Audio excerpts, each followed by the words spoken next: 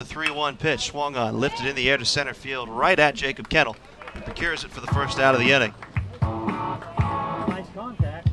Kennel at center, Ethan Dorkins, the left fielder today, Zach Brennan's in right, Aaron Forbes over at third base, Cody Thomas is short, Dom Colasante is the second baseman, Caleb Cottle playing first base, Mason Jack on the mound, and Park Royal behind the dish.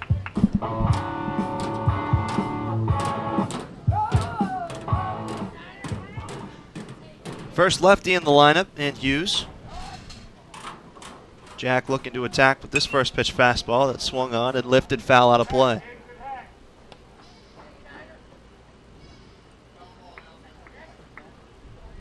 Fans, remember to return all foul balls to the first or third base dugouts. Thank you. The 0-1 from Jack. Misses outside, and the count now 1-1. So South Charleston already playing today. They defeated and eliminated Boyertown, PA. And then the two games to be played tonight. Frederick, Maryland against Allentown, New Jersey. That game at 4 p.m. roughly. And then Phillipsburg, who beat Morgantown yesterday, against Chesapeake, Virginia, who beat Wilmington yesterday. Here's the 1-1 from Jack to Hughes. Grounded up the middle. Diving stop by Thomas. Gets to his feet. Throws to first. Not in time. A Herculean effort by Thomas to keep that ball from getting to the outfield, but not enough time for him to make the throw. All right, roll two here. So the first base runner of the game for Wilmington.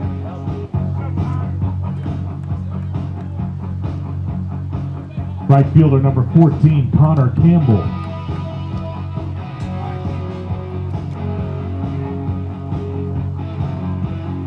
Connor Campbell will bat now. Was 1 for 4 yesterday. And struck out twice, so looking to change his fortunes a little bit on the season. Or at least in the tournament, excuse me. Jack will step off, throw over to first, back in standing is Jason Hughes.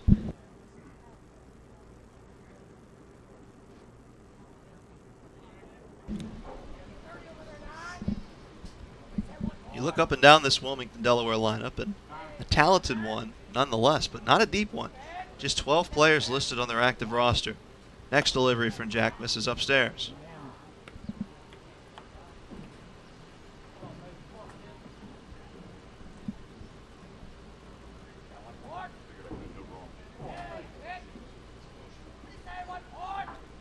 So Jack falling behind, another count. Here's the 1-0, runner not going, and the pitch lifted into shallow center field. It's down for a hit. Hughes round second. He's on his way to third. Here's the throw to third by Kennel. It's cut off. So runners at the corners as Hughes was able to move first to third on the single by Connor Campbell.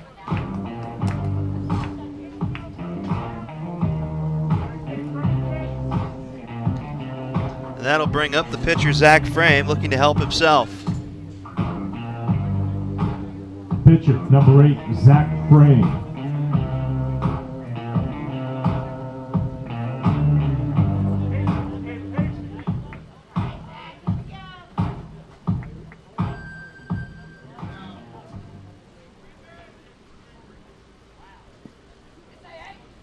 He'll hit from the left side, runners at the corners. Jack looking to work out a little bit of trouble here. Work out of, excuse me. First pitch fastball, painted at the knees, but just low.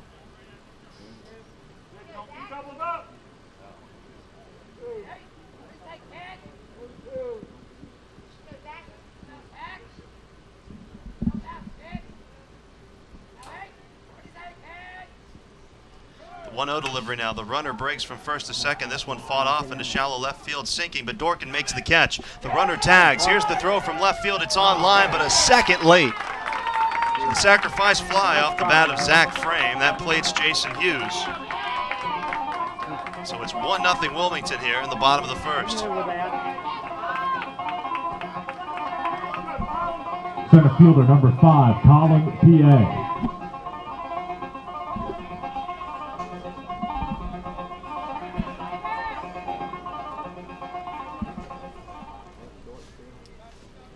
In steps the center fielder. We'll bat with a runner on and 2 outs.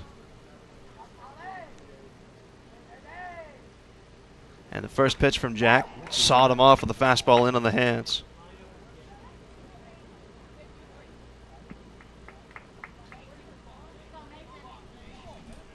So Jack able to get ahead in the count this time.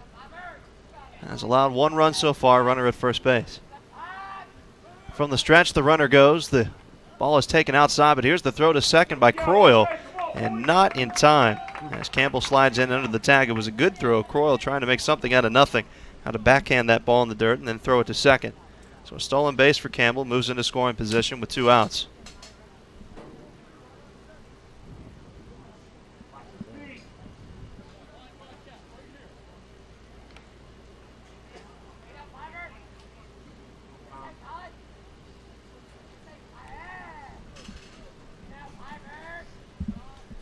Here's the 1-1 pitch. Taken outside, ball 2.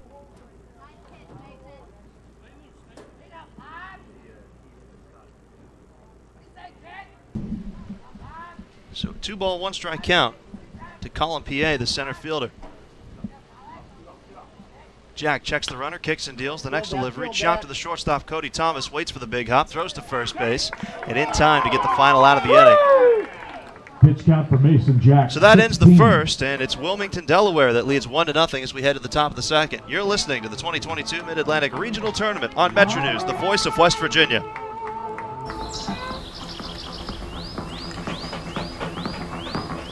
No weekend plans? Try some of ours. From unrivaled outdoor adventure you won't find anywhere else in the world, to hometown plates and platters that pair well with the local craft beers. The happiest hours start here. Mountaineer Country. Come, go wild. How well do you know your insurance company? Well, I know I pay each month, and I'm covered. Okay, are you sure you have the best rates? Do you have the right coverage for your needs? Are you paying for things you don't need? Well, I haven't actually talked to my agent. I just assumed... Talk to a real person. Talk to someone local and see the difference. Dynamic Insurance Group, caring independent agents that will find insurance solutions that are as unique as you are. Personal or commercial, you're covered at dynamicinsurancegroup.com. Here for the top of the second inning, it'll be 5, 6, and 7 due up for, I'm sorry, make that 6, 7, and 8 due up for Morgantown Post 2 as they trail 1-0.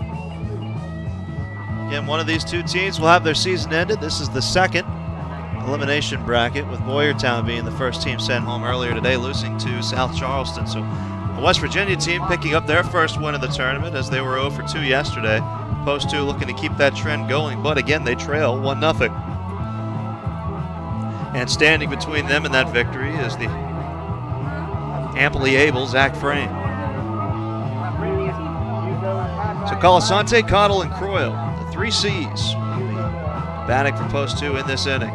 Leading off for Morgantown Post 2, number 5, first baseman Dominic Colasante.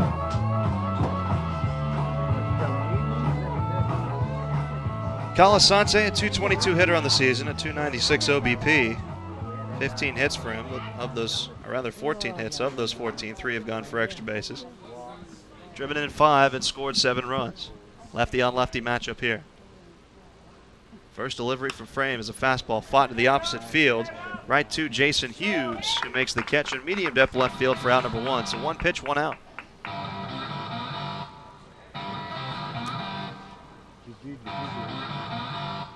First baseman number 18, Caleb Cottle.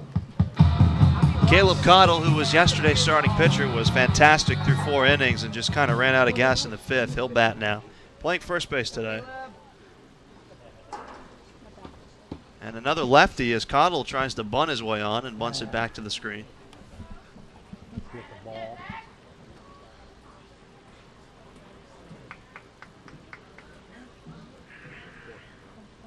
Cottle, a .233 hitter.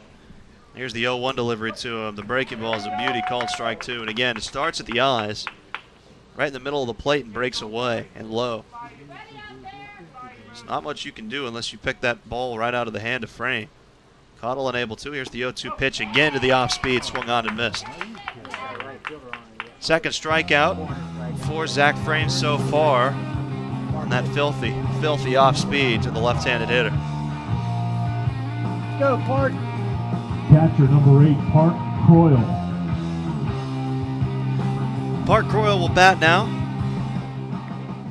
catcher earned a couple of walks yesterday.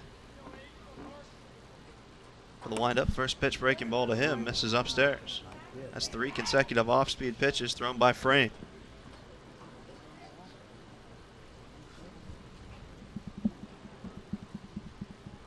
Getting the next sign from Huxtable. Here's the 1-0, misses outside, and the count now 2-0.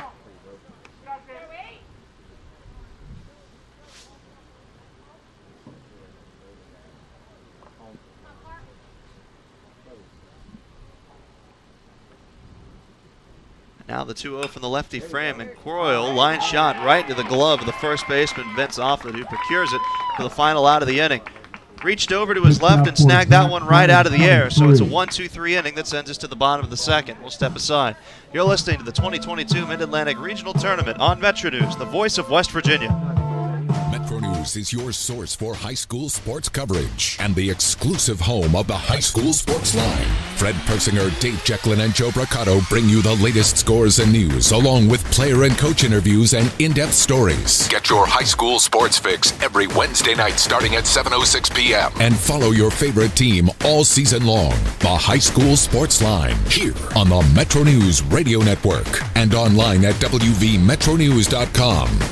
Friday nights in the fall are reserved for high school football, and the 20-year tradition continues on Metro News. It's Summit Community Bank High School Game Night with Fred Persinger and Dave Jecklin, celebrating 20 years of bringing you up-to-the-minute scores, conference standings, player and coach interviews, and more. Tune in all season long to follow your favorite school. Friday nights from 9:30 to midnight. Summit Community Bank High School Game Night on the Metro News Radio Network. Back for the bottom of the second inning here. Luke Wiggs on the call. Joe Nelson back at the controls. Morgantown against Wilmington, Delaware. Post 2 with a record of 19-15. Representatives of West Virginia, the state runners-up in Wilmington, Delaware, who got here in interesting fashion, and I apologize for keep continuing to bring up the story for Wilmington fans. Their record 11-9. 6, 7, and 8 will all bat. The Delvets here in the bottom of the second inning, looking to keep their postseason bid alive. Leading off for Delaware veteran Mason Jack had to work around a bit of trouble there third baseman number 2, Sean in the first Bogan. inning after inducing an early flyout to Kenyon Motley. Gave up back-to-back singles, one to Jason Hughes and one to Connor Campbell. And then Hughes came around to score on a Zach Frame fly ball. First pitch swinging, fouling this one out of play over our broadcast position is Sean Bogan, the third baseman. Going to continue his career at Delaware Military Academy, was an all-state honorable mention as well.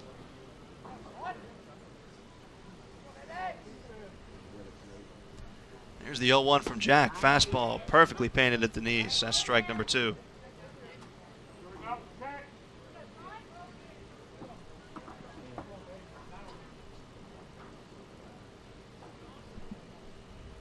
The 0-2 delivery, hanging breaking ball that's grounded right to the second baseman. Colasante throws on to first for the second, or rather the first out of the inning.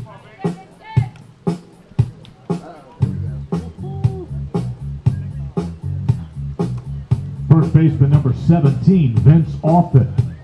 Vince Offit will bat now.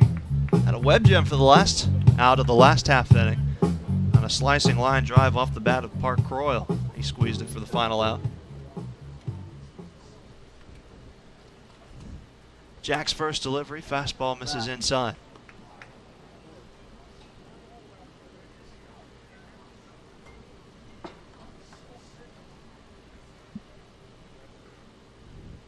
Now quickly delivering the 1-0. Make it 1-1 with a called strike.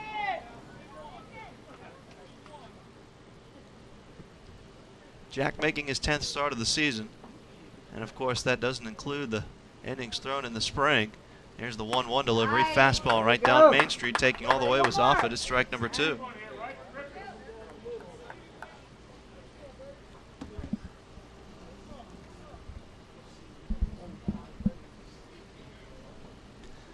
Now the 1-2 delivery, looking for the punch out, and a hanging breaking ball is hammered into left field but foul.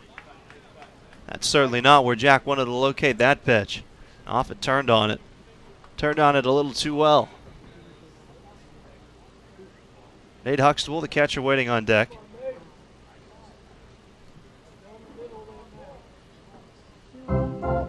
Off with the 7-hitter, standing in.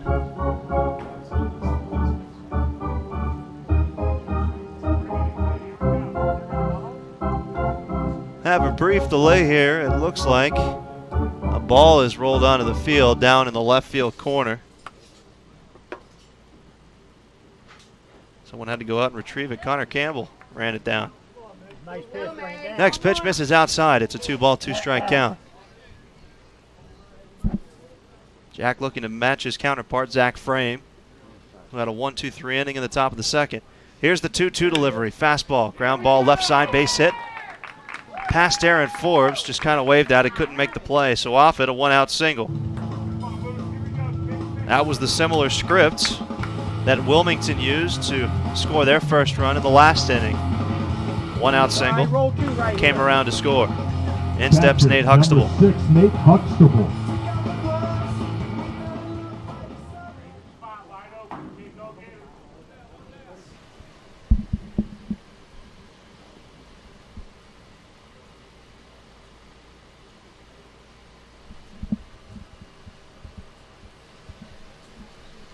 Jack from the stretch, first pitch fastball, called strike underneath the hands.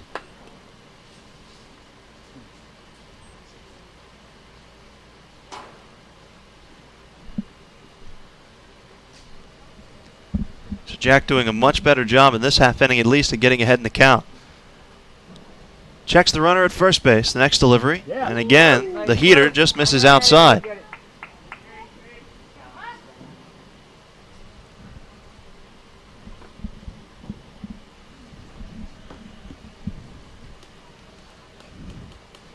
Corners in for post 2. Aaron Forbes, the third baseman, even with the bag. And, of course, Cottle holding the runner on at first. And they're pinched up the middle. Here's the 1-1 pitch. Line shot right to the glove of Forbes at third. Throws to second for 1. On to first. The 5-4-3 double play is how we'll end things here in the second inning. On one hop, it was right in the chest of Forbes, who pivoted, made the throw. And the perfect turn by Colasante at second base. That sends us to the top of the third. Post 2 will bat, and they trail 1-0. You're listening to the 2022 Mid-Atlantic Regional Tournament on Metro News, the voice of West Virginia. West Virginia Outdoors is the Mountain State's only hook and bullet radio show, dedicated to the more than 250,000 hunters and anglers across the state. Award-winning host Chris Lawrence has been tracking down hunting and fishing stories for more than 25 years. Fun fact about groundhogs that not a lot of people know is they actually go through hepatitis B, much like humans do. So they've actually been used as a role model for how hepatitis progresses through humans. Don't even act like you knew that. Whether it's hunting and fishing news or just compelling stories about the enjoyment of the great outdoors. He brought the dogs in the next day. That dog, as soon as it got out of the side by side, it hit the nose on the ground. It pulled us. It took us straight through that deer. She on point? Got a point.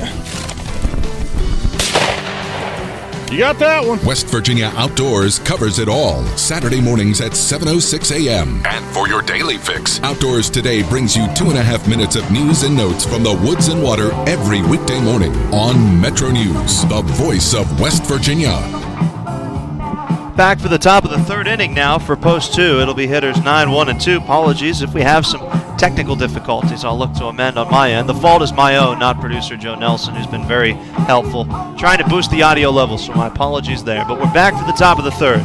It is Morgantown post 2 trailing Wilmington, Delaware by a score of 1-0. Post 2 sending 9, 1, and 2 to the plate.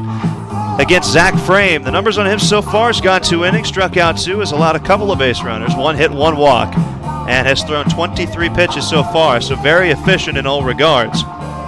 And of those 23 pitches, 15 have gone for strikes. Compare that to Mason Jack, the post 2 starter, has thrown 28 pitches, 17 have gone for strikes.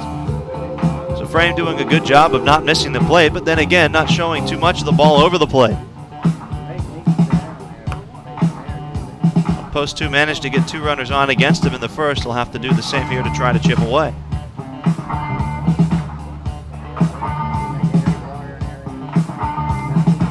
The winner of this game advances, and we've got winners brackets games, coming on a little bit later in the day. I invite you to tune in for those. Leading off for post 2, left fielder number 27, Ethan Dorkins. The winner of this game will come back and play again tomorrow at 1 p.m. So Dorkins, the left fielder, the 9-hitter to lead off this inning against Zach Frame. First pitch to him. Misses inside, ball 1.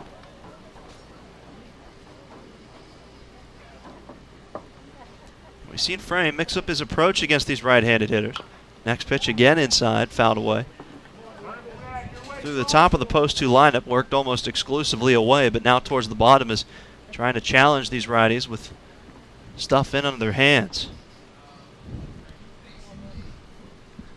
1-1 count to Dorkins. Now goes back door with a slider, and man, that one just broke into the zone with enough time for strike 2, and Dorkins couldn't do much about it.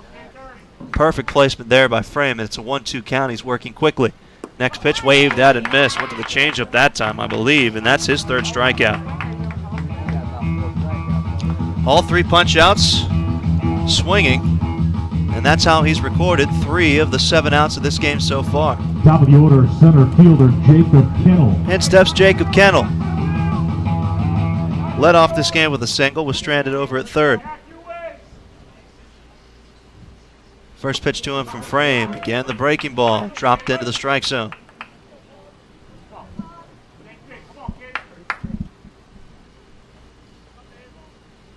And now the 0-1 from Frame. This time the slider called strike 2.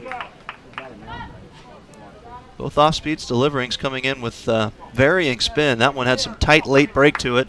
We've also seen some pretty big loopers as well. Here's the 0-2 delivery. Tried to paint it away, and Kennel fouls it away.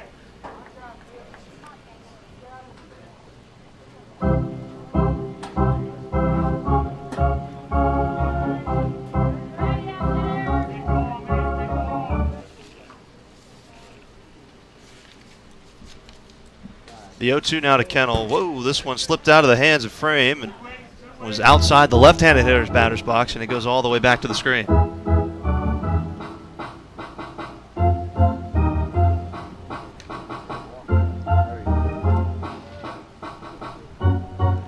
So a 1-ball, 2-strike count, 1 out, nobody on.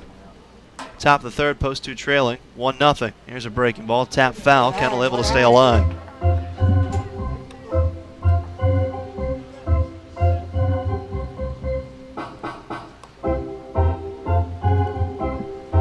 Overcast day, relatively cloudy here at Dale Miller Field. Weather not a threat, at least at this portion of the day.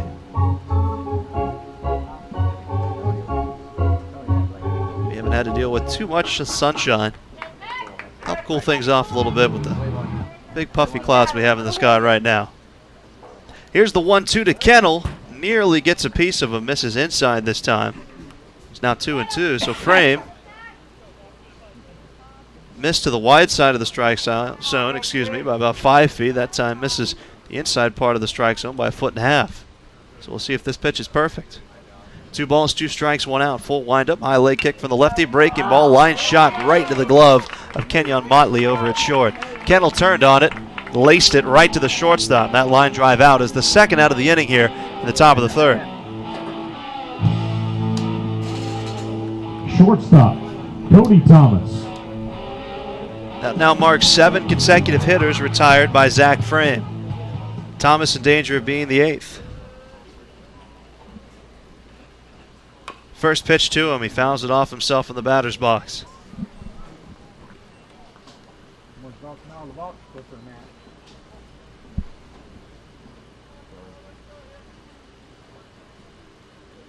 Thomas, a .327 hitter.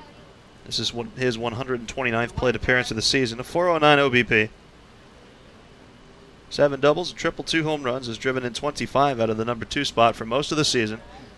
Doesn't strike out a ton. Next pitch misses low, it's a ball and a strike. And has stolen 4 bases this year, but has been caught 3 times. The 1-1 to him now, breaking ball, ground ball, base hit left field, past the diving glove of Bogan. So a little bit of a 2-out rally here for post 2. At least we'll have to see with Aaron Forbes coming to the plate. And they're starting to time up these frame deliveries better. A line shot from Kennel that was an out, and that one by Thomas was hit by just a couple of inches. But again, they're starting to square him up a little bit better second time through the lineup. Aaron Forbes walked in his first at-bat. You all know what he can do with one swing of the bat. First pitch to him, fastball misses outside.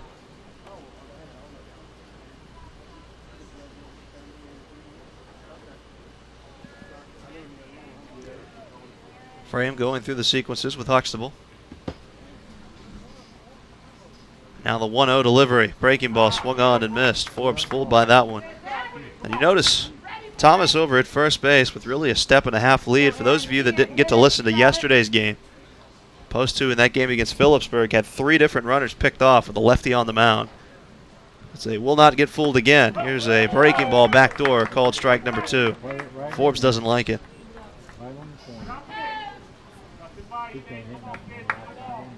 Tony Veltri behind home plate today, by the way, the umpire. Roger Wolf over at first base. Jim Clayton over at third. Well, he's standing at second right now. Here's the 1-2 pitch. Instead, a check throw over to first base, and Thomas is back in standing up.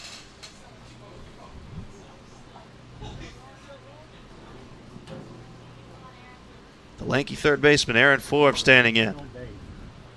Here's the 1-2 pitch from Frame. Fastball misses outside, and the count now 2-2.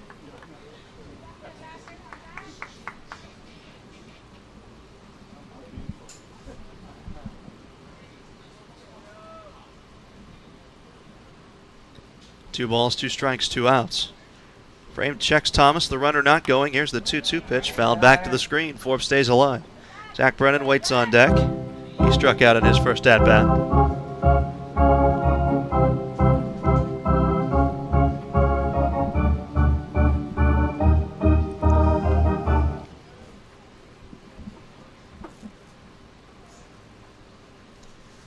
Frame also looking for punch out number 4 of this game. Here's the 2-2 pitch. Breaking ball. Called strike 3. Called strike 3. Backdoor.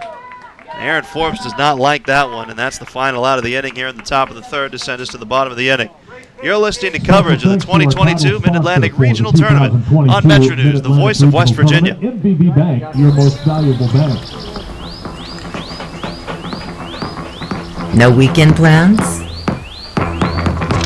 Try some of ours.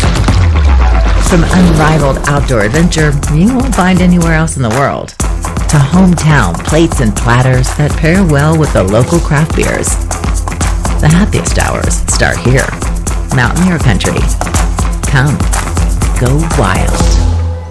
How well do you know your insurance company? Well, I know I pay each month, and I'm covered. Okay, are you sure you have the best rates? Do you have the right coverage for your needs? Are you paying for things you don't need? Well, I haven't actually talked to my agent. I just assumed... Talk to a real person. Talk to someone local and see the difference. Dynamic Insurance Group, caring independent agents that will find insurance solutions that are as unique as you are. Personal or commercial, you're covered at dynamicinsurancegroup.com.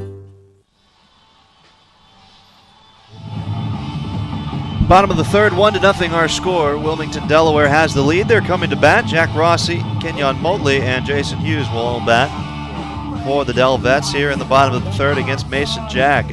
Credit where credit is due, my goodness, to Zach Frame, who's been phenomenal through 3 innings, working that off speed, especially backdoor to right-handed pitchers, to get 4 punch outs of the 9 outs he's recorded so far, and has just allowed 3 base runners. Mason Jack now with the monumental task of keeping the game close until the bats can wake up from Morgantown Post 2. Again, one of these 2 teams, the loser of this game, will have their season ended today. The winner will advance still in the losers brackets, play again tomorrow at 1 p.m. And we'll have the winners brackets games online, not on terrestrial radio, online this afternoon at 4 p.m. It's Frederick, Maryland against Allentown, New Jersey. And then 7 p.m. in prime time, it's Phillipsburg against Chesapeake, Virginia.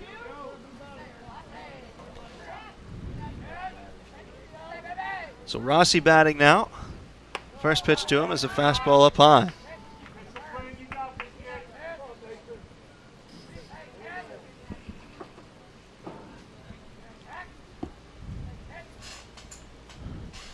Jack one comes with a fastball in the next delivery. It's also left upstairs.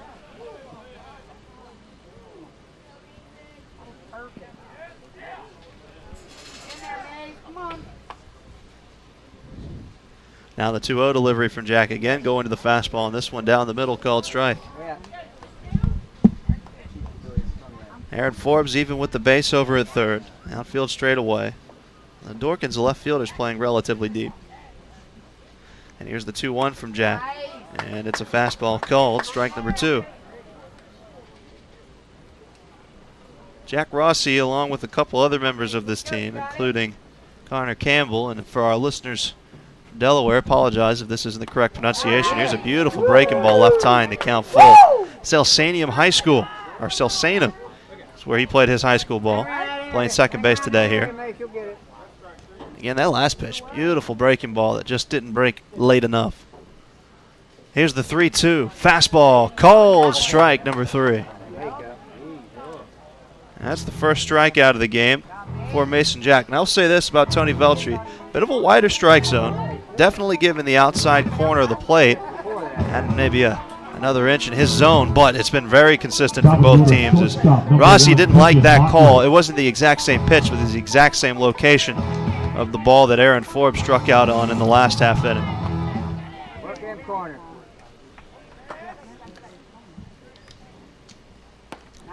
First pitch fastball left upstairs to Kenyon Motley, ball 1. And I'll say this though about the Veltri zone, for everything he's giving away on the corners, he's not giving in the upper half of the strike zone. He's been stingy on balls near the belt. Here's a pitch that messes well upstairs, and it's a 2-0 count. But again, a consistent zone for both teams. Just up to the pitchers now to take advantage of it. Here's the 2-0 delivery. Swung on, lifted to center field. Kennel can't make the play. He'll field it on a hop. It's a 1-out single for Motley. He reaches for the first time in this game.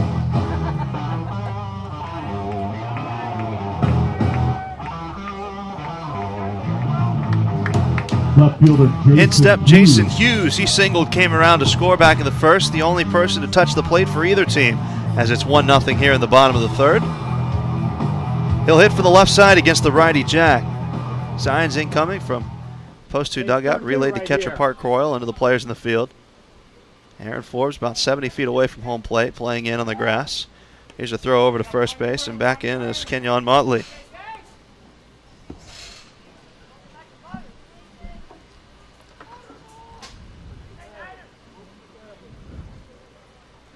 Jack peers over at the runner. Motley adds another step to his lead and warrants another throw.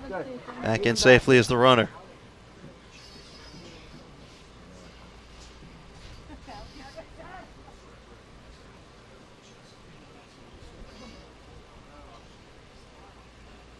And now the first pitch to Hughes is a fastball left up. Jack not doing himself any favors, falling behind in counts. He's thrown 38 pitches, 21 of which have been for strikes.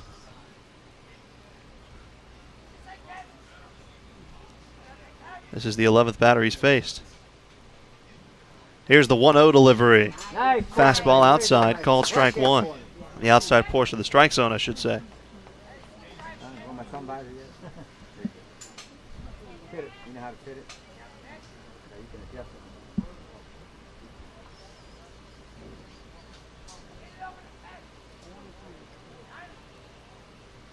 Now the 1-1, instead another throw over to first. Motley with not the most aggressive lead, but it's enough to warrant the attention of starter Mason Jack. Jack playing his spring ball just down the road in Fairmont. About 15 miles away from here. Here's the 1-1, the runner goes, and the pitch is lifted into center field. Kennel will make the catch for the second out, and Motley will have to retreat back to first base. That's out number 2. And again, a great jump by Motley that was just spoiled with that fly ball to center.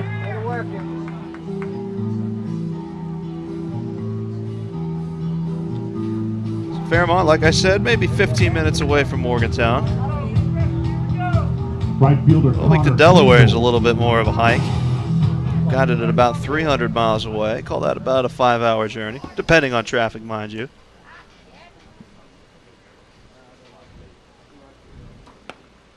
Wilmington doesn't plan on making that drive back home anytime soon. Here's a pitch taken inside to Connor Campbell. Singled, was stranded at second base in his first at-bat.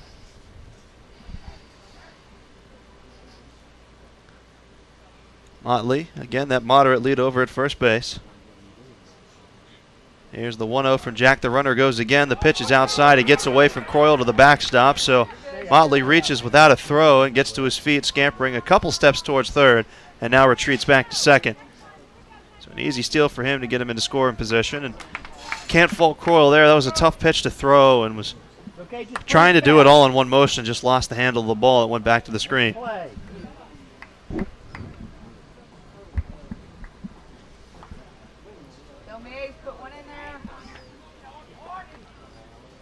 Two balls, no strikes, 2 outs, bottom of the third, and a 1-0 lead for Wilmington, who has a runner in scoring position. Time's called by Park Coyle, wanting to go through the signs.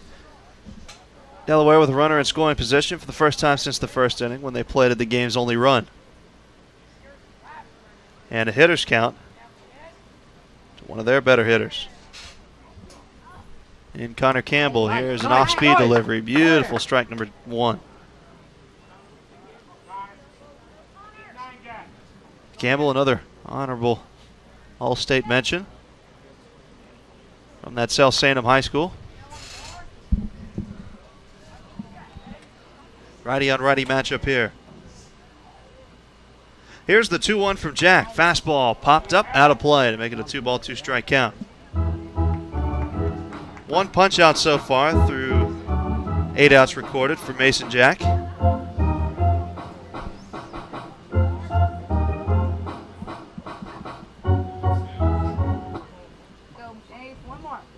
Oddly, by the way, in just 2 games of this tournament, has swiped 3 bases and has yet to been caught stealing. He's at second base right now, dancing around, drawing the attention of Mason Jack. Here's the 2-2 pitch. Breaking ball left outside. It's a full count now.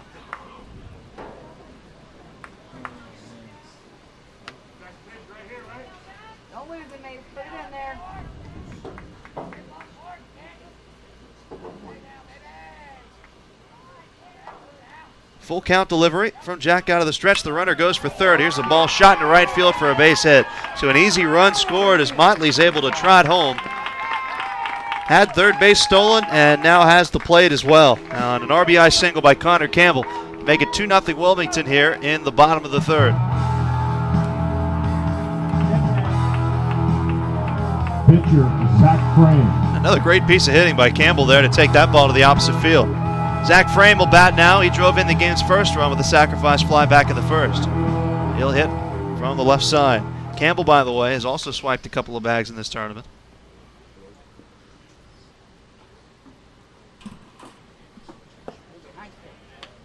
Here's a breaking ball, swung on and missed. Frame swinging out of his shoes on that one.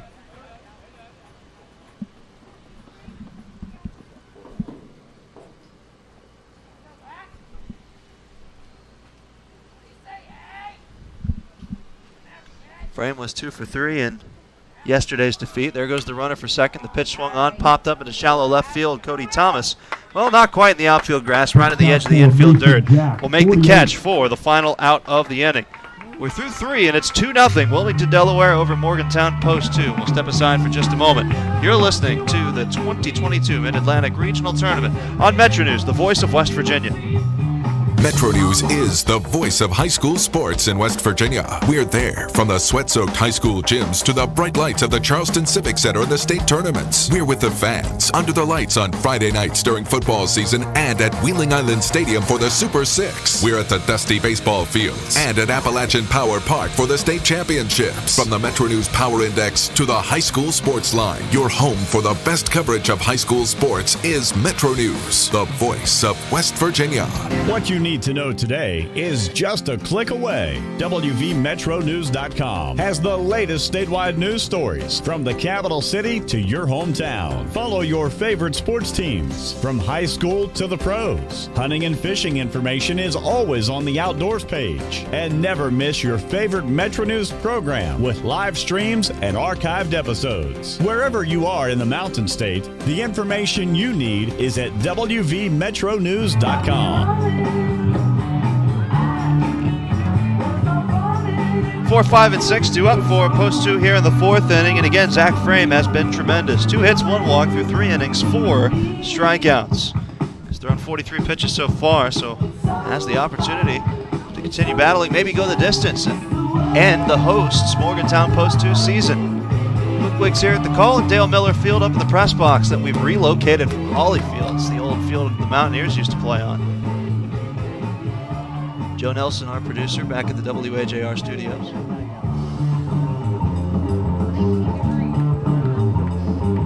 And on the tournament website, the Morgantown Post 2 website, you can find audio links to listen to the games tonight. Only the Morgantown games you can hear terrestrially on 104.5 FM and AM 1440 WAJR. Zach Brennan, who struck out in his first at-bat, was the first strikeout victim of Zach Frame, who again has struck out 4 through 3 innings so far, looking to take his hack. So still anybody's game, just a 2-run lead for Wilmington, but Zach Frame on the mound makes a 2-run lead, look like a 6-run lead. First pitch swung on and fouled away.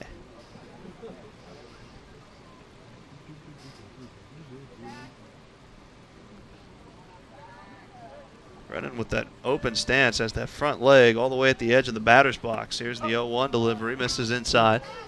The count 1-1.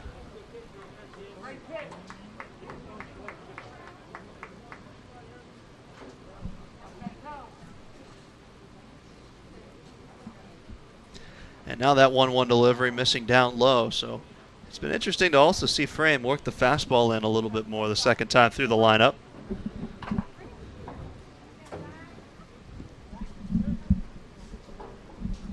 Working out of the windup, the 2-1 pitch, left high as well. It's now a 3-ball and 1-strike count.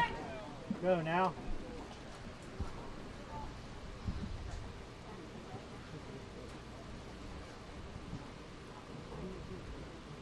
Brennan looking to do his part to get on base here.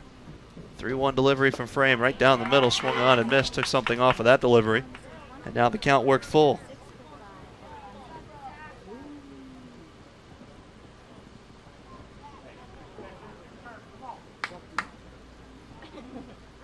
Let's go. We need base runners here. Brennan, the 295 hitter.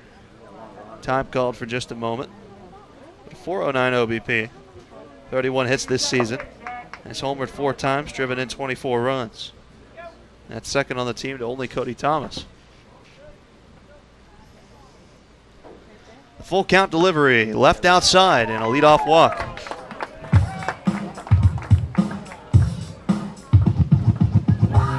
So the second time of the game, Post 2's leadoff hitter is reached. They weren't able to capitalize back in the first inning. But in steps Tommy Montag looking to change that. DH number 22, Tommy Montag. Montag has driven in 20 runs this year. A .326 hitter. Decent speed in play with Brennan at first. Really not a threat to run, however, with a lefty on the mound. Here's a throw over to first base, and Brennan is back in standing up.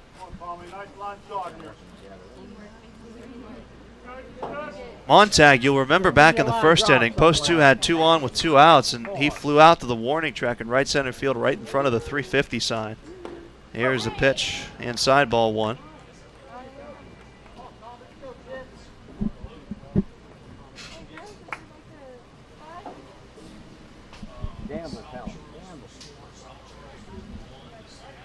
Here's a throw over to first, and pulling the first baseman, Vince Offit, off the base to knock that one down. Again, Brennan back in safely. One game in the books so far today, South Charleston victorious over Boyertown, PA. 8-3 was the final of that one. Here's the pitch to Montag, swung on and driven in the air to deep center, but playable, and the catch made by Colin PA out in center field. And that's the first out of the inning. So 2 times now, Montag has just hit the cover off the ball, but the ballpark was able to contain it. That one traveled about, I'd say 345 of the necessary 360 feet to get out of here to more or less dead center. But again, South Charleston eliminated Boyertown, Pennsylvania. 8-3 the final score of that game. Isaac McAllister was the starting pitcher for the West Virginia side, went 6 1/3 and allowed 3 runs, 2 of which were earned, striking out 4. And it was just an onslaught offensively, as here's a ball in the dirt to Dom Colasante. 16 hits for Charleston. 16 hits to score 8 runs. They'll come back to play again tomorrow at 4 o'clock.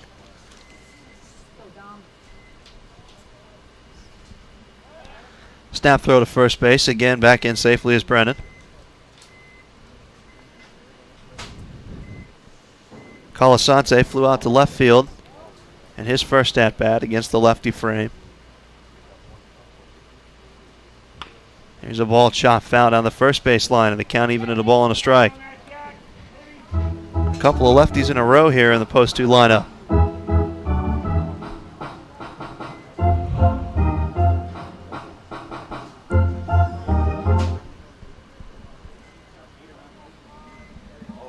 One ball, 1 strike, 1 out. Brennan on his way to second. Bunt shown at home plate, and the catch made by the catcher, lost the ball for a moment for an easy stolen base as Huxtable ranging over to catch that ball. I thought it was going to hit the body of Colasante, but a great job by Huxtable to catch the ball, keeping it from going to the backstop. But Brennan's able to steal second regardless. So now a 2-1 count, runner in scoring position. 2 balls, 1 strike, 1 out, top of the 4th, and a 2-0 lead for Wilmington, but Morgantown threatening. Here's the 2-1. Brennan's on his way to third. The pitch swung on and missed. The throw is high, and Brennan swipes another base. Sean Bogan, the third baseman, left his feet to keep that one from going into left field. So Brennan with some heads-up base running. Swipes a couple of bags and has a runner 90 feet away from home plate for Morgantown.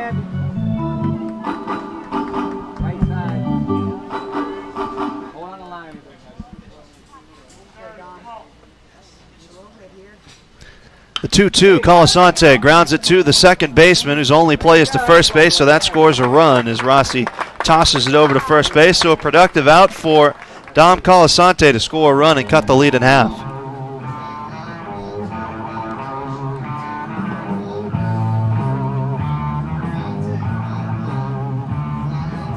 First baseman, Caleb Cottle.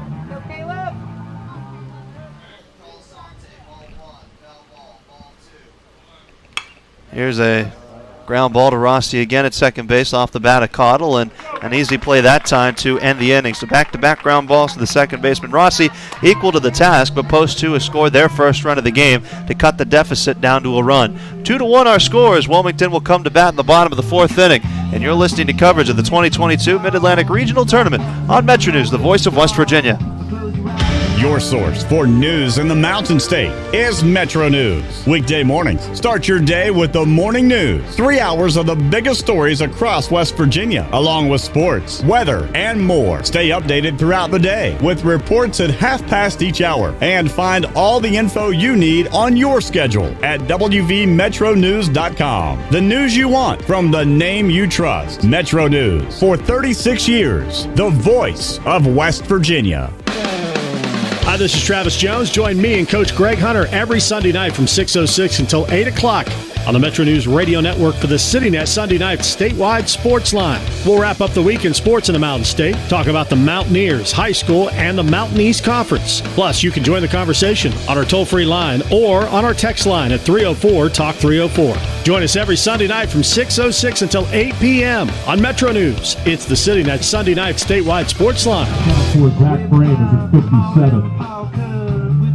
Bottom of the 4th now, still Jack on the mound for Post 2. He's thrown 56 pitches so far. I'm sorry, make it 48 pitches as the stat broadcast updates. My apologies. Colin PA, Sean Bogan, and Vince Offit will all come to the plate for Wilmington, Delaware, who scored a run of the first and a run of the third. Post 2 able to plate their first run. Zach Brennan coming around to score on a Colasante ground out, making a 2-1 ball game. For Wilmington, they're scoring. Jason Hughes with a 1-out single in the bottom of the 1st inning came around to score on a Zach Frame sacrifice fly, and then Connor Campbell had an RBI single that scored Kenyon Motley after he had stolen second base and was in the process of stealing third when Campbell hit that ball into right field. Leading off for Delaware veterans Post 1, center fielder Colin PA. Colin PA, righty on righty matchup. PA had grounded out to the shortstop in his last at bat. First pitch to him on the inside part of the bat is a bloop single into left, or rather center field. Didn't sound like much off the bat, and again it was in on the hands and just fisted that one into center field. Third baseman Sean Bogan. So the leadoff man reaches, believe it or not, for the first time in this game for Wilmington. In steps Sean Bogan. He's the number 7 hitter. I'd rather make that 6 hitter. He shows bunt and bunts it back to the netting.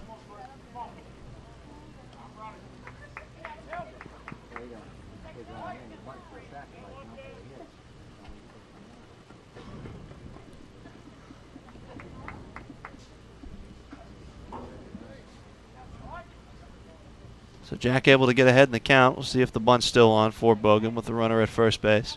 Forbes creeping in, not bunting. The runner goes, and this one's popped up in the infield. Cody Thomas should make the play as he circles underneath it and makes the catch. The runner was off, but Bogan pops out.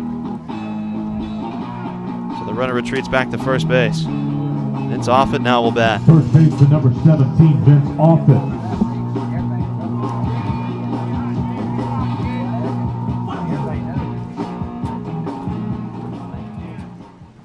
Offit singled, was stranded at first back in the second inning. That was his first hit of the tournament.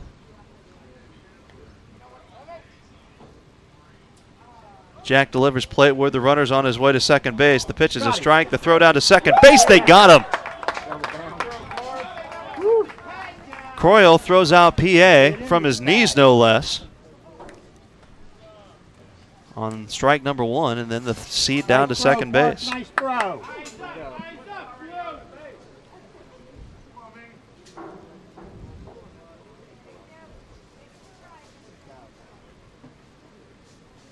Now here's the 0-1 from Jack with the bases empty. Swung on and missed. The off-speed delivery. Keep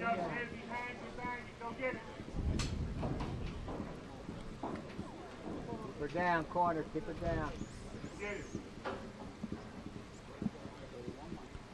Now the 0-2 from Jack. Swung on and laced into left field for a 2-out single.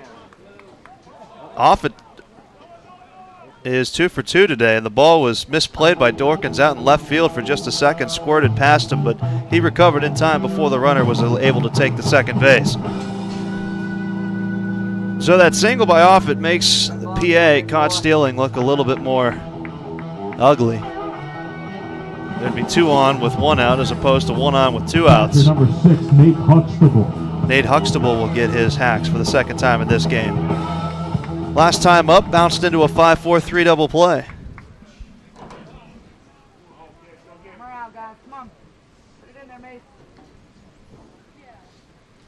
Huxtable going to the College of Worcester. Played his spring ball at Wilmington Friends High School. First pitch to him is a called strike.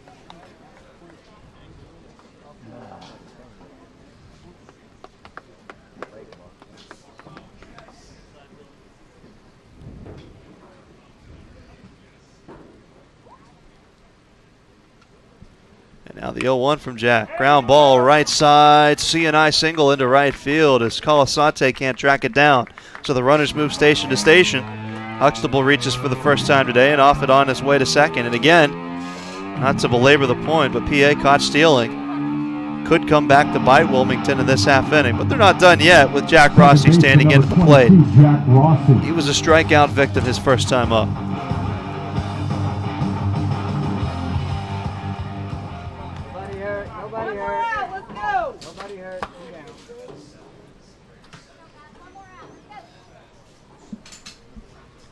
First pitch to him, in on the hands, ball 1. Take a breath. Take a breath. Jack looking to work out a little bit of trouble.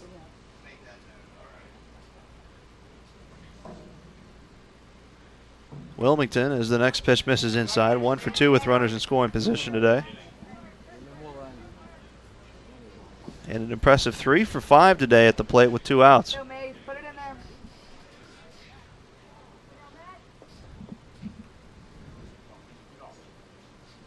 Here's the 2-0 from Jack. Swung on, lifted into shallow right field, but Brennan's able to make the catch for the final out of the inning. We've played through 4 here at Dale Miller Field, and Wilmington leads 2-1 with post 2 coming to bat in the top of the 5th.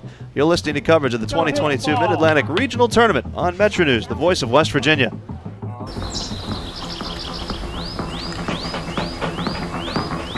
No weekend plans? Try some of ours. Some unrivaled outdoor adventure you won't find anywhere else in the world. to hometown plates and platters that pair well with the local craft beers. The happiest hours start here. Mountaineer Country. Come, go wild.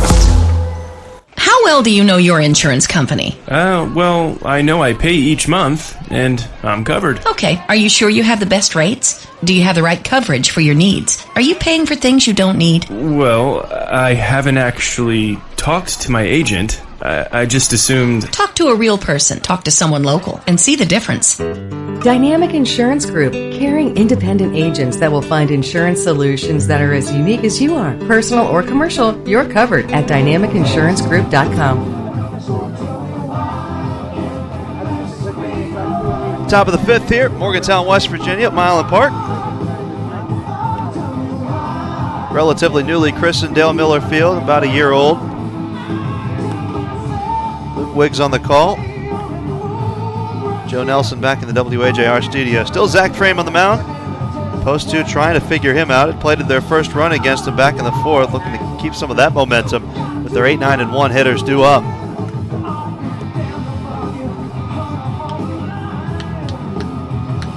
Again, 2 more games later on today. We'll play 3 tomorrow.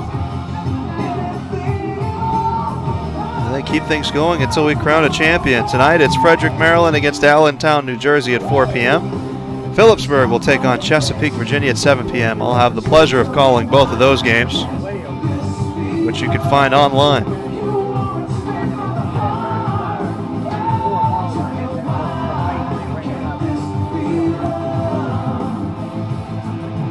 Leading off the fifth for Morgantown Post 2, catcher Park Croyle.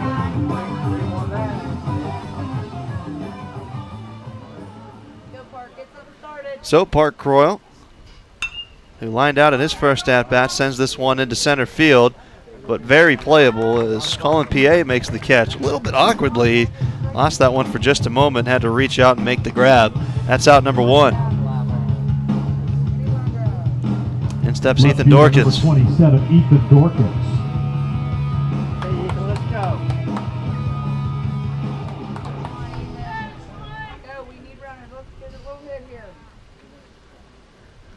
The first pitch to him from Frame. Dorkins looking to bunt his way on. Bunts it foul down the left field line. Placement just a little bit off. That's right, about the right velocity. He went behind it, however, as Dorkins was about halfway down the line by the time that ball got to the third baseman, Bogan. But again, foul. Just about a foot and a half. So Frame gets ahead in the count. Now from the windup, delivers the 0-1 pitch. It's swung on and tapped foul by Dorkins there. It was a little bit full. That was a self-defense swing.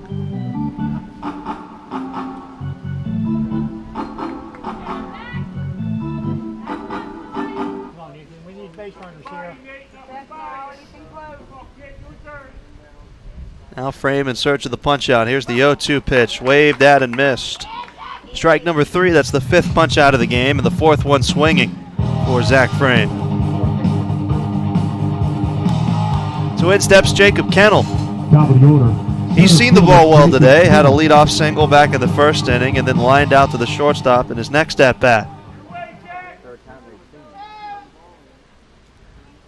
2 outs here in the top of the 5th. Kennel shows bunt, pulls it back, takes ball 1. Morgantown trailing Wilmington, Delaware, 2-0.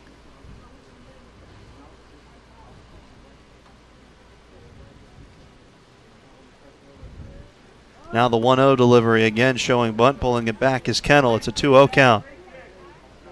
Both corner infielders really up on this one, especially the first baseman Offit. He's on the edge of the grass, now retreats a couple of steps. Here's the 2-0 from Frame. Misses, no, just gets a part of the outside portion of the strike zone. It's now a 2-1 count.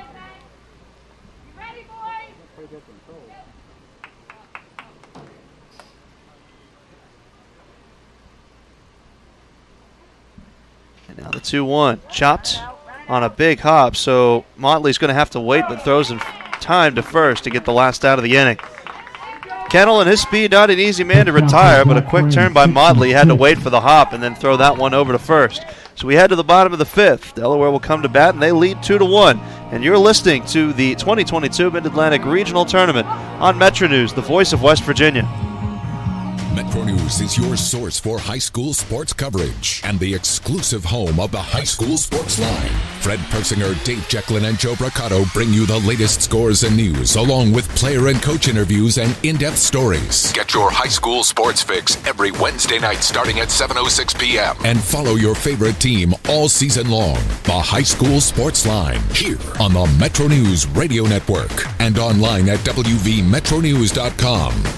Friday nights in the fall are reserved for high school football, and the 20-year tradition continues on Metro News. It's Summit Community Bank High School Game Night with Fred Persinger and Dave Jecklin, celebrating 20 years of bringing you up-to-the-minute scores, conference standings, player and coach interviews, and more. Tune in all season long to follow your favorite school.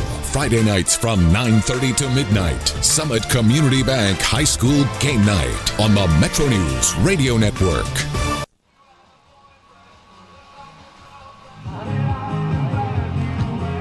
Jack out to the mound for his 5th inning of work. 2-1 is our score. Wilmington, Delaware batting and in the lead. Those of you listening to the web stream portion heard that last promo for High School Sports Line. High school football practice has begun across the state of West Virginia. You can find coverage on our website, wvmetronews.com. I don't know how Joe Braccato does it. I do not know how he goes to this many schools over such a short period of time and puts those previews at our website, but that's where you can find them. As we all gear up for an exciting season of high school football, but that'll have to wait just a little bit longer with Legion Baseball on the docket. One West Virginia team still alive in this tournament. Charleston won earlier today to advance to tomorrow's games. Morgantown in danger of being the first West Virginia team knocked out. They're one of 2 states that gets 2 representatives in this tournament, Pennsylvania being the other. So Jack on the mound, Kenyon Motley, who is 1 for 2 today, came around to score. Back in the 3rd inning. Here's a breaking ball, well outside, ball 1.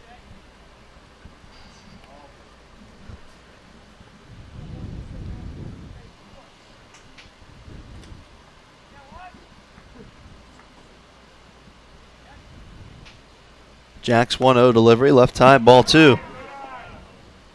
So just some minor command issues for Jack today. Has thrown 62 pitches, 38 of which have gone for strikes. Here's the 2-0 delivery. And this one skied in the air to left center field. Kennel will range over and make the catch about 15 feet shy of the wall. And that's the first out of the inning.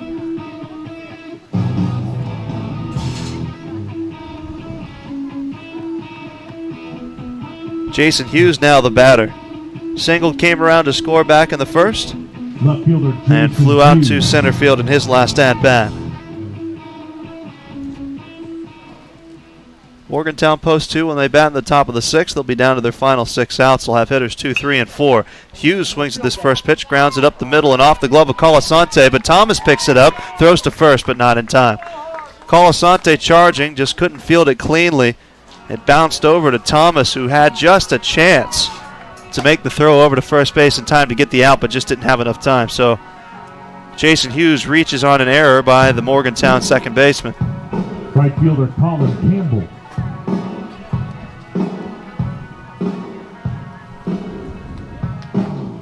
Connor Campbell batting now. A couple of singles, an RBI to his name.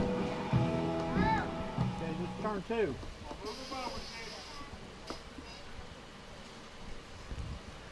Jack's first pitch to the plate misses low, ball 1.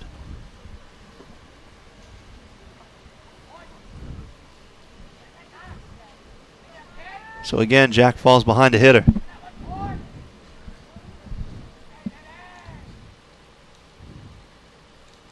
Now the 1-0 pitch swung on, lifted in the air to center field.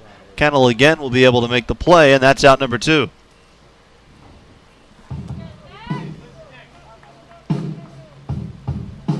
So 2 outs now for Zach Frame, the pitcher. Had a sacrifice fly to drive in the game's first run. Pitcher Zach Frame. Something else that's interesting, as you look at the ground, or the body of work, I should say, from Jack today, of the outs he's recorded, 1 via strikeout has induced a double play. along with 3 other ground outs. The other 8 outs he's recorded in this game have all been fly balls.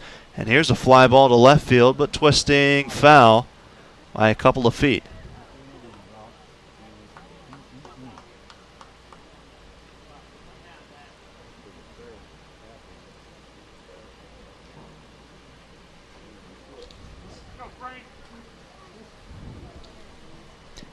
Jack ahead in the count, 0-1.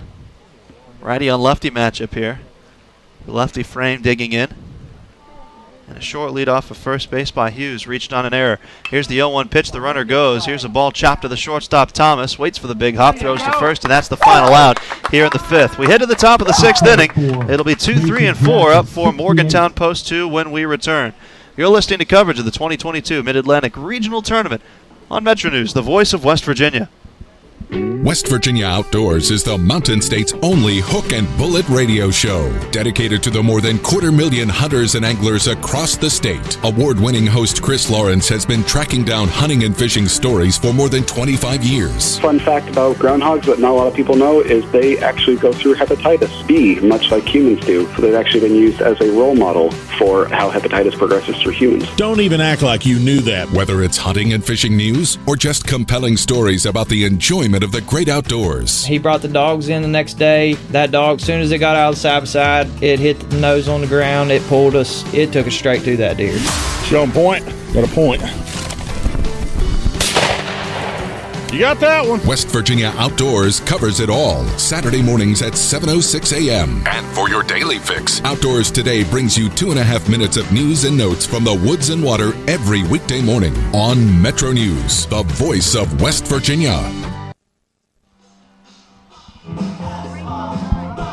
Top of the 6th now for Post 2, down to their final 6 outs, or else they'd be in danger of ending their season. Cody Thomas, Aaron Forbes, Zach Brennan will come to the plate.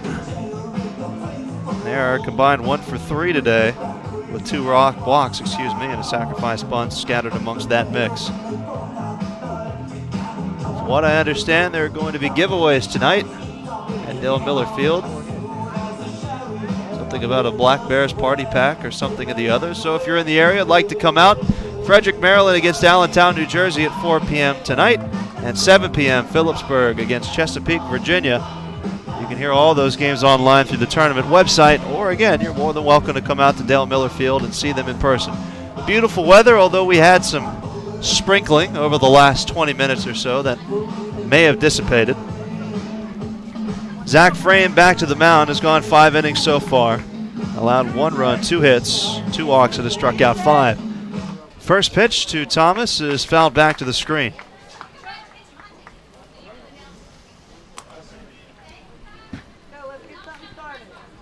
And again, the biggest praise of Zach Frame is his ability to get ahead in counts. He hasn't thrown much outside the zone tonight. The 67th pitch he just delivered, 43 of which, rather make that 44, have gone for strikes.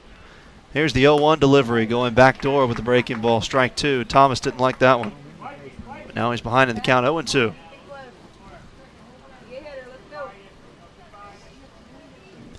The next delivery from Frame again tries the off-speed away, but this one just misses. Doesn't have that late break that the last one did.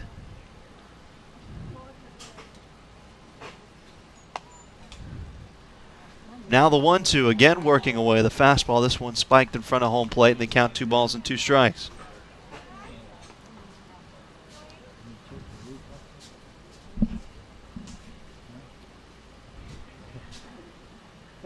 The 2-ball, 2-strike count now by Thomas. Ground ball left side into left field for a leadoff single, and a great piece of hitting on a great at-bat from Thomas, battling back. And he reaches on a single for the 2nd time today, and in steps Aaron Forbes. Forbes 0 for 1 today, walked, was stranded at second base in the 1st inning, struck out back in the 3rd, was the 4th strikeout victim at that point in time. And again, Frame has struck out 5 total. So let's see what he can do against Zach Frame. Seeing him for the 3rd time. Here's the first pitch. Forbes swings at it. Base hit right field. Thomas on his way to second will hold up there. The runners moving station to station. We've got something cooking for Post 2 here in the top of the 6th.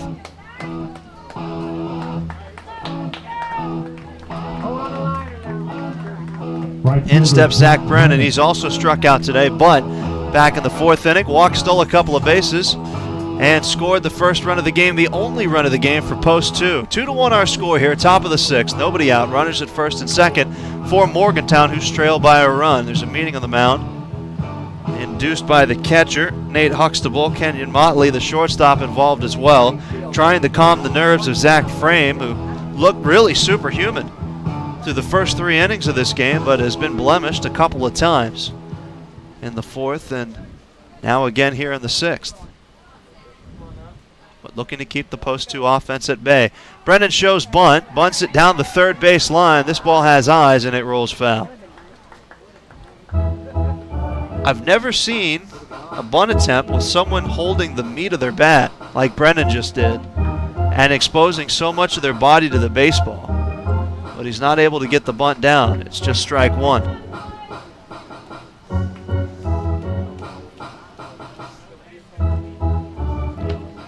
So we'll see if that remains the same case for Brennan. Tommy Montag's on deck, and notably, you're sacrificing, if they keep the bunt on your 4-hitter, for your 5-hitter to come up, who's a lefty. Brennan showing bunt. Here's the 0-1, bunting it back to the mound, and we'll see the throw to third in time to get the runner, Thomas. Zach Frame fielding his position well. So Brennan reaches on that fielder's choice. Forbes on his way to second, and they nab the lead runner, Thomas, over at third. And that's the thing about a lefty on the mound. That's an easy throw to make for them. In fact, it's easier to throw to third than it is to throw to first, especially when you bunt the ball right back to him. That first bunt placement for Brennan was nearly perfect and rolled foul. That's where you want to put it down the line.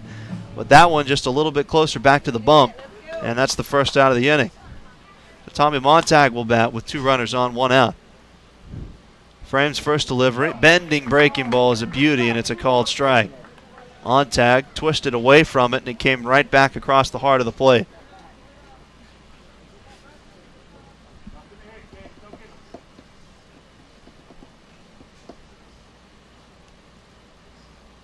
Now the 0-1 from Frame, a hanging breaking ball that's popped up in the infield, left side. Sean Bogan in foul territory will make the catch for out number 2.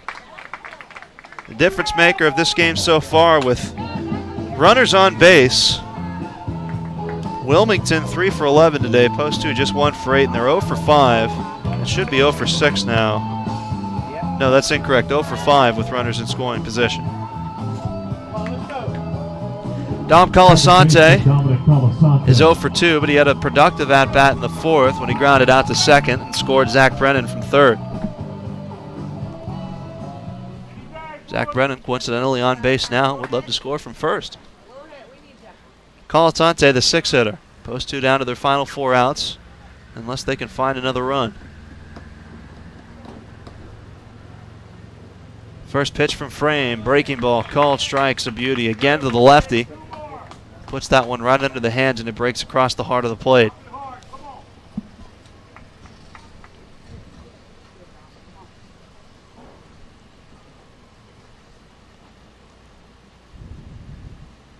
And now the 0-1 from Frame. Same pitch, but it's a base hit into right field. Forbes is rounding third. He's on his way to the plate. Here's the throw from Campbell that's cut off, and post 2 has tied the game. Not the worst throw in from Campbell. Was cut off by the first baseman off it. May have had enough time to get him at the plate, but instead the throw's cut off, and post 2 has tied the game off the bat of Dom Colasante.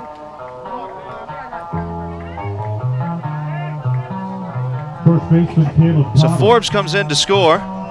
Brennan goes first to third, and Colasante over at first base. Runners at the corners, and new life for Morgantown here with the game tied at the top of the 6th. And they're not done yet with the lefty Caleb Cottle digging in, who's 0 for 2. First pitch to him, swung on, chopped to the right side. Jack Rossi will make the play from his second base position and over to first base for the final out of the inning. Post 2 has tied the game. We're tied up at 2 runs apiece as we head to the bottom of the 6th inning. And you're listening to coverage of the 2022 Mid-Atlantic Regional Tournament on Metro News, the voice of West Virginia.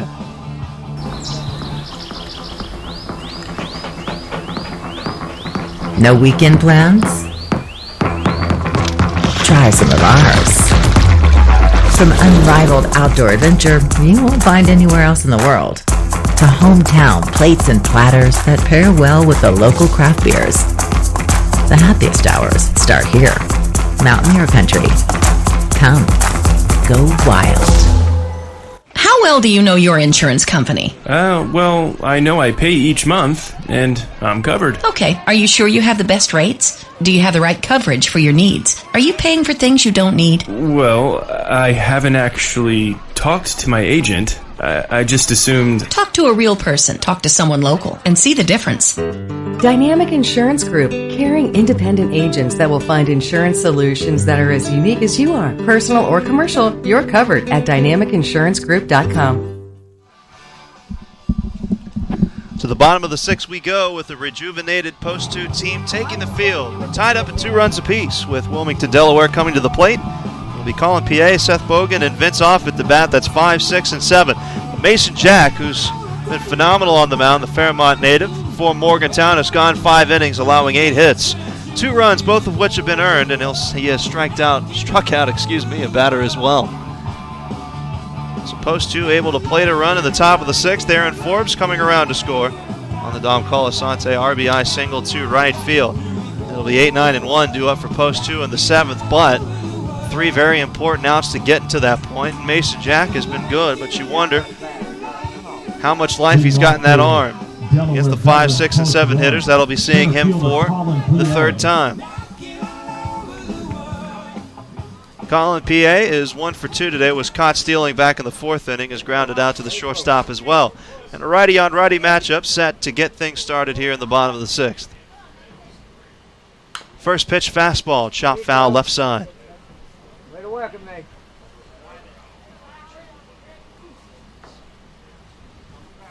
Caleb Cottle threw yesterday for Morgantown, as did Frombach in relief, but outside of that, you've got your whole arsenal of arms at your disposal. Here's a breaking ball left time by Jack, and the count 1-1. And you're not going to be shy about using anybody in this situation in an elimination game. Here's the pitch fastball, swung on, popped up in the infield. Will Thomas take charge? Yes, he will, as he calls off Forbes, and he'll make the catch for out number 1 here in the 6th.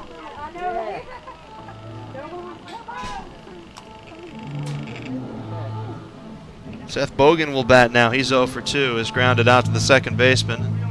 Popped up in the infield. Third baseman Sean Bogan.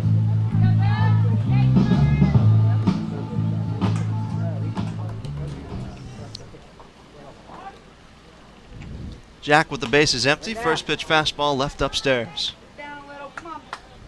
Wilmington scored the first 2 runs of this game. 1 in the first, 1 in the 3rd. Jackson Hughes coming around to score on a Zach Frame sacrifice fly in the 1st inning. Here's a fastball chop right to the third baseman, Aaron Forbes. On one hop, he throws over to first. The pick is made by Cottle, but Cottle's off the base. So Bogan's able to reach as Cottle had to stretch and pick that one on the low throw from Forbes and just couldn't get the toes back on the bag in time. First baseman Vince Offit. Bogan reaches. Vince Offit at the plate now. On an error by the Post 2 third baseman. The second error committed by Morgantown in this game.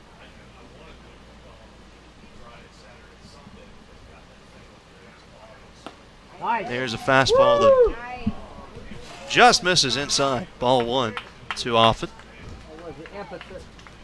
Very little margin for error this late in an elimination game.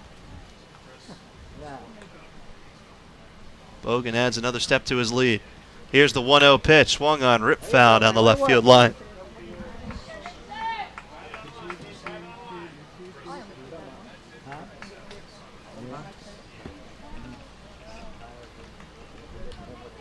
So Jack's now thrown 75 pitches.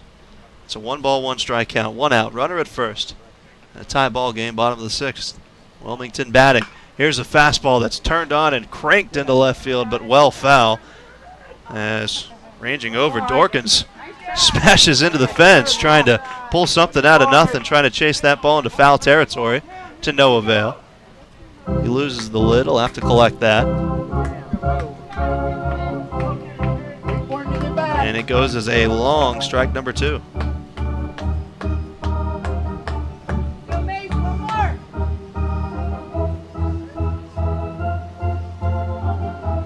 Often standing in the right-handed hitter's batter's box is an impressive, ominous sight, especially when hip-to-hip with Park Croyles, not known for his stature.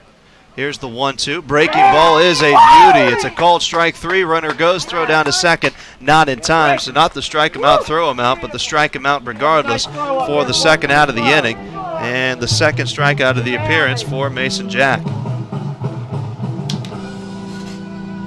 In steps Nate Huxtable. Pause for a moment as he discards the shin guards. The Delaware catcher is 1 for 2 today. Bounced into a 5-4-3 inning double play back in the second and is singled in this game as well. Huxtable looking to get his hacks against Mason Jack. Now up to 77 pitches thrown and a runner in scoring position. Sean Bogan, decent speed. Moving on contact.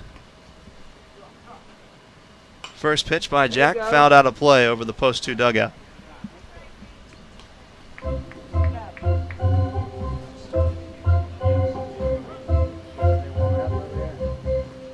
Huxtable, the number 8 hitter. It'll be hitters 8, 9, and 1 for post 2 in the 7th, but still need to get this final out here in the 6th.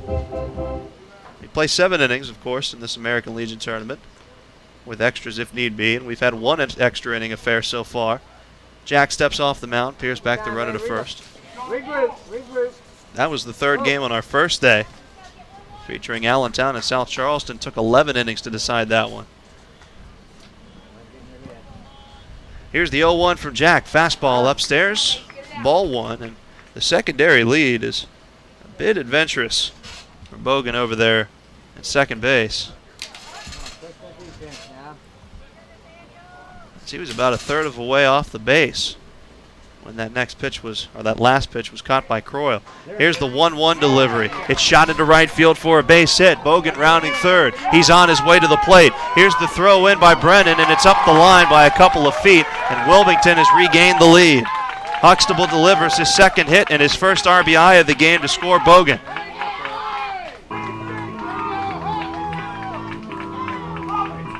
So 3-2 our score now. Wilmington battling right back to retake that lead again to the opposite field, and Brennan's throw was pure, but up the line by a couple of feet. Croyle had to go get it. Rossi will bat now. Short lead over at first base by Huxtable. First pitch pass ball is a called strike.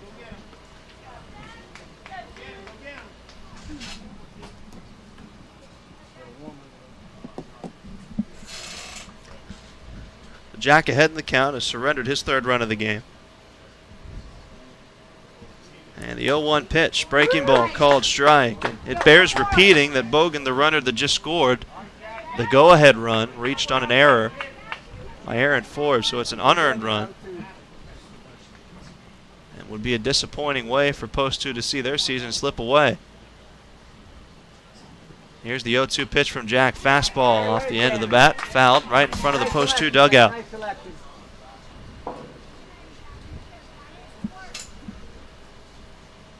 No balls, 2 strikes, 2 outs, and now a new lead for Delaware, 3-2 over Morgantown, West Virginia, here in Morgantown, West Virginia. Jack from the stretch, peers over at the runner, and now the 0-2 delivery. Breaking ball popped up in the infield. Thomas will give chase, as will Colasante, and it's Colasante that makes the catch for the final out of the inning. We head to the top of the 7th, and suddenly Post 2 down to their final 3 outs as 8, 9, and 1 will come to the plate. You're listening to coverage of the 2022 Mid-Atlantic Regional Tournament on Metro News, the voice of West Virginia. Metro News is the voice of high school sports in West Virginia. We're there from the sweat-soaked high school gyms to the bright lights of the Charleston Civic Center and the state tournaments. We're with the fans under the lights on Friday nights during football season and at Wheeling Island Stadium for the Super 6. We're at the Dusty Baseball Fields and at Appalachian Power Park for the state championships. From the Metro News Power Index to the High School Sports Line, your home for the best coverage of high school sports is Metro News, the voice of West Virginia. What you need need to know today is just a click away. WVMetroNews.com has the latest statewide news stories from the capital city to your hometown. Follow your favorite sports teams from high school to the pros. Hunting and fishing information is always on the outdoors page. And never miss your favorite Metro News program with live streams and archived episodes. Wherever you are in the Mountain State, the information you need is at WVMetroNews.com. So here we go, Morgantown fans. Post 2 trailing by a run here in the top of the 7th inning. 3-2 to Wilmington, Delaware, who scored in the bottom of the 6th to retake the lead. Sean Bogan reached on an error by the post 2 third baseman, came around to score on a Nate Huxtable single. It is hitters 8, 9, and 1. Park Croyle, presumably a pinch hitter for Ethan Dorkins, and then Jacob Kennel, but we'll have to wait to see. We know that it'll be Croyle that'll lead off the inning, and we know that he is 0 for 2 today, but he worked a couple of walks in yesterday's game and has one of the better batting eyes of anybody on this post 2 team. Croyle, a .283 hitter, but that on-base percentage is a remarkable .470. I don't want to put too much pressure on the young man who's been a stalwart defensively for post 2 and threw out a runner earlier in this game. So he'll lead things off, and it's still Zach Frame on the mound. He's gone 6 innings and thrown 79 pitches, giving up 2 runs, walking 2, striking out 5, giving up 5 hits as well. He had held post 2 through 2 hits, no runs for the first 3 innings, but the last 3 innings, he surrendered 3 hits and 2 runs. And when we get around to Jacob Kennel, maybe the 3rd hitter to come up in this inning, he will have seen Frame for the 4th time. First pitch to Croyle, swinging and fouling it down the third base line. An uncharacteristic swing there from Croyle again with his prowess at the plate. Swinging that early in a count.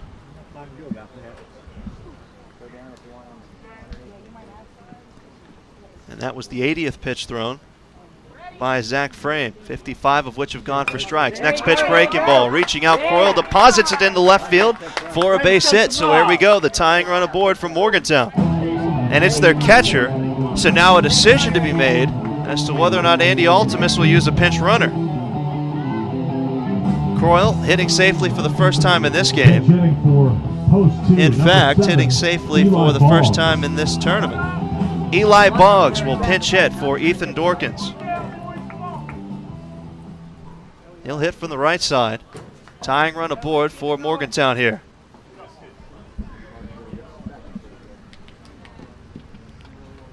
Frame, the lefty, checks the runner. And showing bunt is Boggs. He'll pull it back and take ball 1.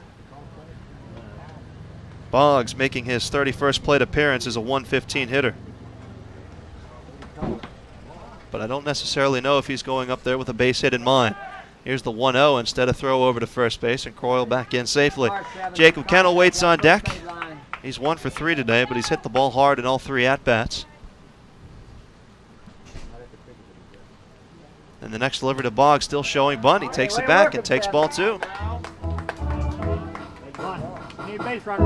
So all of a sudden, Frame, who had no problem finding the strike zone early, has allowed the tying run to reach and has fallen behind 2 balls and no strikes to Eli Boggs, the pinch hitter, still showing bunt. And now finally here's a strike to make the count 2-1. Boggs again pulling the bunt away at the last second.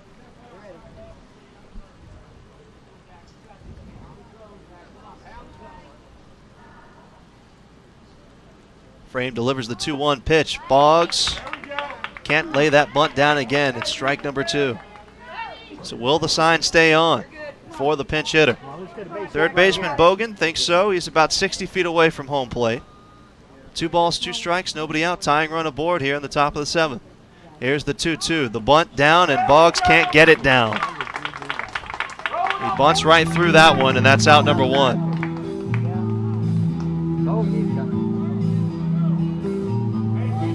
So the lineup flips over to Jacob Kennel. Again, 1 for 3 today, has hit the cover off the ball as he lined out to the shortstop back in the 3rd inning, grounded out to the shortstop in the 5th, singled back in the 1st, and was stranded at 3rd base.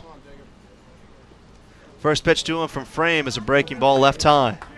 And again, Kennel seeing him for the 4th time in this game. That's the 87th pitch he's thrown. Croyle not taking any chances. A very short lead off of first. Next pitch, breaking ball, backdoor. This time's a beauty, and it evens the count at 1-1.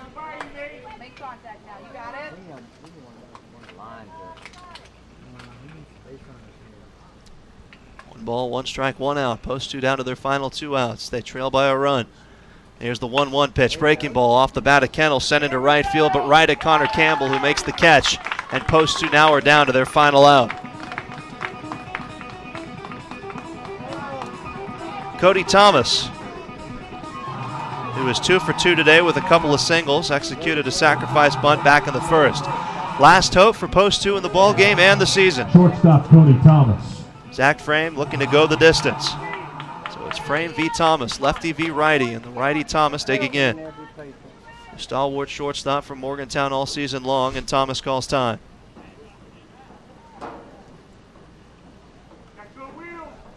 And now Nate Huxtable will trot out to the mound to talk things over with his pitcher.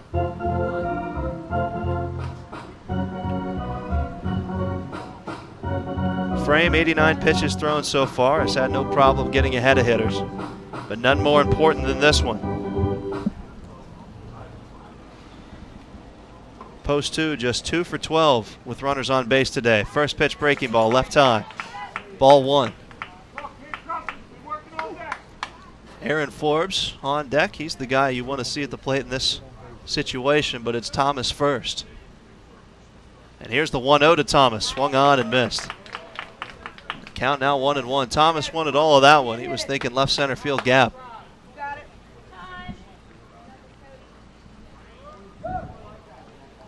Frame looking ever composed on the mound, the lefty. With a brief glance over at Croyle. Here's the 1-1 pitch to Thomas. Backdoor, and it's just called strike number 2. That's that strike that Frame has been getting for much of the game. And we'll see if he goes to it again here. Morgantown down to their final strike. 1 ball, 2 strikes, 2 outs. Top of the 7th here, the Mid-Atlantic Regional Tournament. Frame delivers the 1-2, left high, 2 balls and 2 strikes now.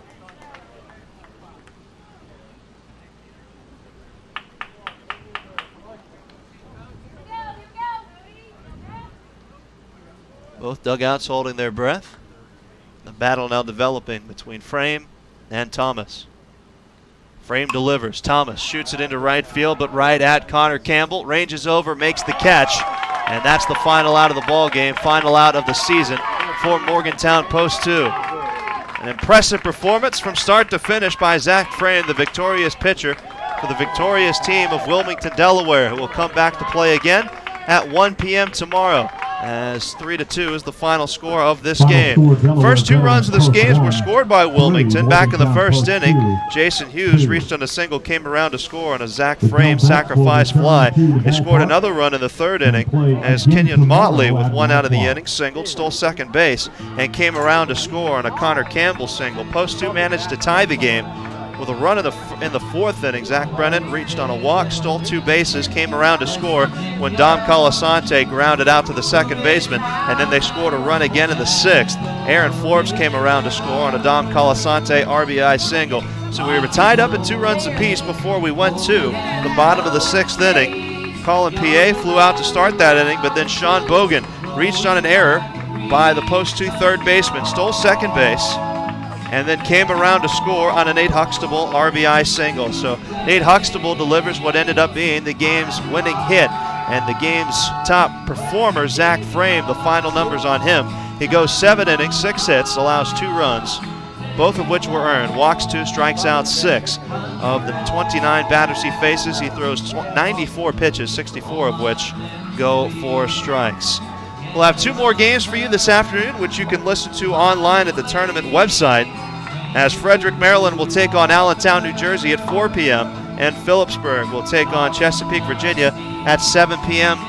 tonight. And for the Delaware fans that are listening, if I'm correct, they come back to play again tomorrow at 1 p.m. It's still an elimination game, but a gutsy performance from start to finish for your squad. And a lot to make the listeners at home in Delaware proud as they eliminate the host team, Post 2, and always a somber day because you always know in Legion baseball that at least a couple of those kids may be playing their final baseball game ever. I know how that felt for me, and I sympathize with the players, of course, for Boyertown eliminated earlier today, and Morgantown Post 2 there are in this game as well. But it's Wilmington that advances to play at 1 p.m. tomorrow. We'll see you again in about an hour's time for the 4 p.m. game today here in the Mid-Atlantic Regional Tournament. For our producer, Joe Nelson, our executive